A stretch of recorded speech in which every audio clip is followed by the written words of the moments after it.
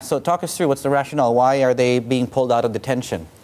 Well, we haven't really heard from the president specifically on this. He had a proclamation that came out, late in the U.S. day that said the steel and aluminum tariffs are continuing, except for South Korea, Argentina, and Brazil. So, and what's interesting is they make up about a quarter of the steel imports into the U.S. So it does, as we were just saying, as Heidi was just saying, cuts a hole in that, in that whole tariff situation.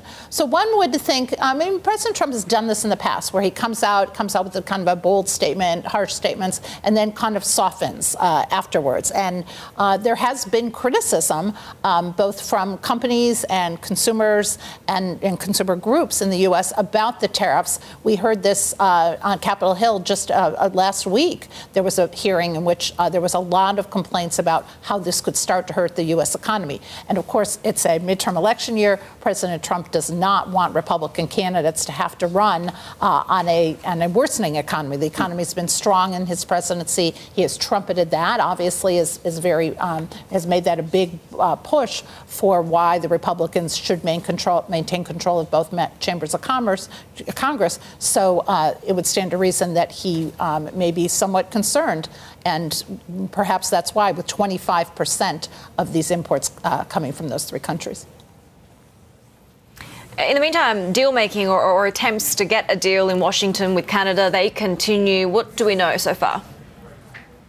So President Trump and the Canadian foreign minister and the prime minister there are saying that the talks are continuing and they remain optimistic. However, both the prime minister and the Canadian foreign minister are saying that there are hurdles that remain, and as Prime Minister Trudeau said, they will not make a deal that doesn't make sense for Canada, that isn't right for Canada. And there's some big hurdles. One remains this. The panel, the anti-dumping panel that resolves disputes, that is in the NAFTA legislation. It is a red line for Canada that it remain there, and it is watered down language in the agreement between Mexico and the U.S. So that's something they have to settle. There's also issues of dairy products and how they are treated, which is a big issue for Canada. Obviously, that's a big part of their economy. So it sounds like the U.S. is saying they want to announce a deal to Congress by the end of the week, yet Canada is saying that they are not going to go ahead unless the deal works for them. So they may just have a Mexico sign-off by the end of the week. We'll have to see. Somebody who's going to need to blink, either the U.S. or Canada, in these negotiations.